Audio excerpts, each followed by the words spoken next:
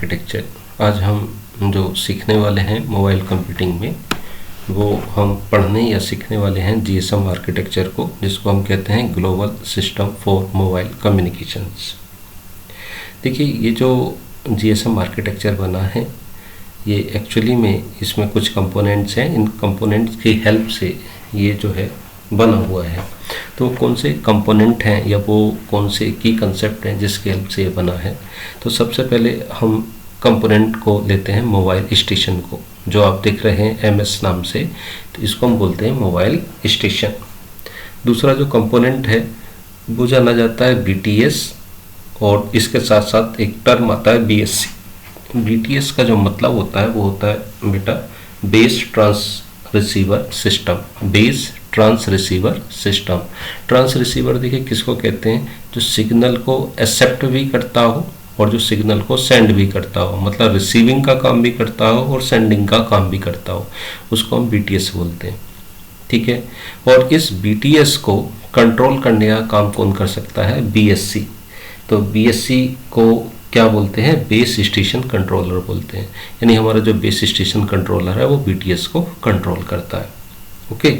और बीएससी को कंट्रोल करने का काम, या बीएससी से जो कनेक्शन एस्टेब्लिश होता है वो किसका होता है, एमएससी का।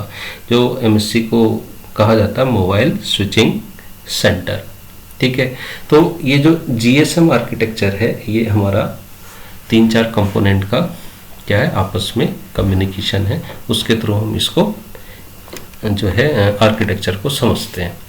तो global system for mobile communications, आइए इसके बारे में डिटेल में डिस्कस करते हैं।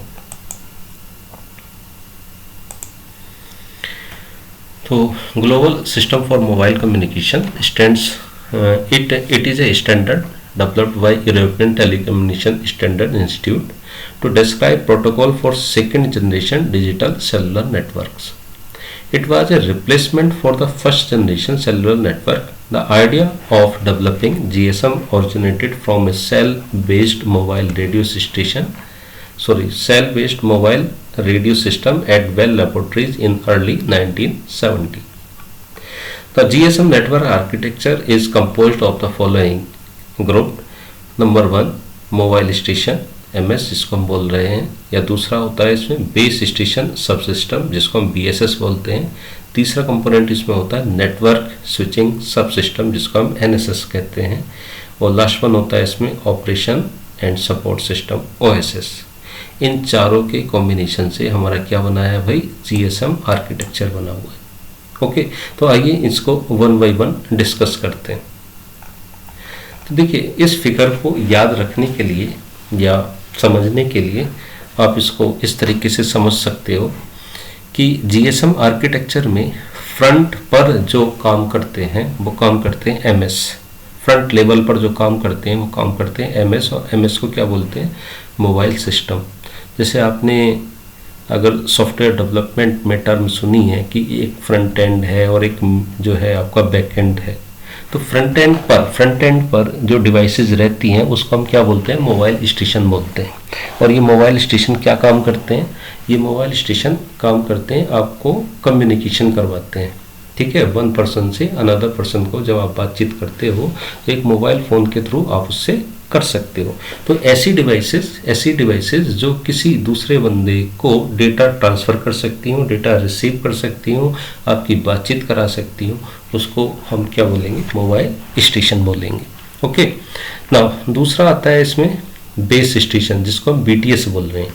तो बीटीएस क्या है, बेस ट्रांस रिसीवर सिस्टम। और ट्रांस रिसीवर का मतलब होता है जो डेटा को रिसीव भी कर सके और डेटा को सेंड भी कर सके, उसको हम क्या बोलते हैं, बीटीएस। और ये बीटीएस जो है आपके मोहल्ले में या आपके आस पास में आपने देखा होगा, जो एक टावर सी लगी हुई होती है उसको हम क्या बोलते हैं, बीटीएस बोलते हैं। तो देखिए, एक बीटीएस से बहुत सारे मोबाइल फ़ोन कनेक्ट रह सकते हैं। ठीक है। ऐसी दूसरी वाली बीटीएस से कनेक्ट रह सकते हैं, ऐसी तीसरी वाली से भी कनेक्ट रह सकते हैं, और भी बहुत सारे बीटीएस हो सकते हैं। ठीक है। उन सभी बीटीएस का जो कनेक्शन होता है वो मोबाइल फ़ोन से होता है। अब देखिए, फिजिकल कनेक्शन तो है नहीं, तो मोबाइल फ़ोन आपके हाथ में है, इसका कोई फिजिकल कनेक्शन बीटीएस पर हो, कोई वायर लेके तो आप घूमते नहीं हैं, ठीक है। तो ये सब वायरलेस हैं जो हमारे BTS से कनेक्ट रहते हैं। अब देखिए कभी कभी क्या होता है कि सपोज दैट किसी एक टावर पर लोड ज़्यादा हो गया, लोड का मतलब कि मोबाइल फ़ोन ज़्यादा कनेक्ट हो गए, तो उस पर्टिकुलर स्टेशन पर या ट्रांस रिसीवर पर लोड ज़्यादा हो गया। तो लोड ज़्यादा होने के कारण क्या हो सकता है कि जो नेटवर्क है वो डिले हो सकता है। तो हमारा जो BSC है, जो आप यहाँ पर टर्म देख रहे हैं एक BSC, तो ये BSC क्या काम करता है, जिसका मतलब होता है बेस स्टेशन कंट्रोलर। तो ये बेस स्टेशन कंट्रोलर क्या काम करता है कि BTS के लोड को क्या कर देता है, डिस्ट्रीब्यूट कर देता है दूसरी वाली BTS पर, ठीक है। दोनों पर अगर लोड हो जाए, BTS 1 पर हो जाए, BTS 2 पर हो जाए, तो ये तीसरी वाली BTS पर लोड को डिस्ट्रीब्यूट कर देता है। मतलब ये जो BTS है ये चाइल्ड कंपोनेंट है किसका, BSC का, और हम ये चाहते हैं कि हमारे किसी भी चाइल्ड पर ज़्यादा लोड ना आए, तो उसके काम को हम डिस्ट्रीब्यूट कर देते हैं दूसरे वाले चाइल्ड पर। तो सिंपल सा फंडा है, BSC का काम क्या है, कंट्रोल करना, लोड को कंट्रोल करना, ओके। अब देखिए एक BSC से मोर देन 1 BTS कनेक्ट हो सकते हैं, और ऐसे ही BTS बहुत ज़्यादा हो सकते हैं, और उन सब BTS को कंट्रोल करने के लिए हम BSC का यूज़ कर सकते हैं, और BSC जो है वो भी मोर देन 1 हो सकते हैं। इन सभी BSC, ये जो जितने भी BSC हैं ये सब के सब कंट्रोल करते हैं किसको, ये सब के सब कम्युनिकेशन करते हैं किससे, MSC से, और MSC का मतलब होता है मोबाइल स्विचिंग सेंटर, ठीक है। मोबाइल स्विचिंग सेंटर ये भी बहुत ज़्यादा इम्पोर्टेंट टॉपिक है, मोबाइल स्विचिंग सेंटर। इस स्विचिंग सेंटर में बहुत सारा डेटा हम स्टोर करते हैं, और इसी पार्ट को हम क्या बोलते हैं, बैकएंड बोलते हैं। इस पार्ट को हम क्या बोलते हैं, बैकएंड। इस पार्ट को हम क्या बोलते हैं, इस पार्ट को हम बोलते हैं फ्रंट एंड, ठीक है।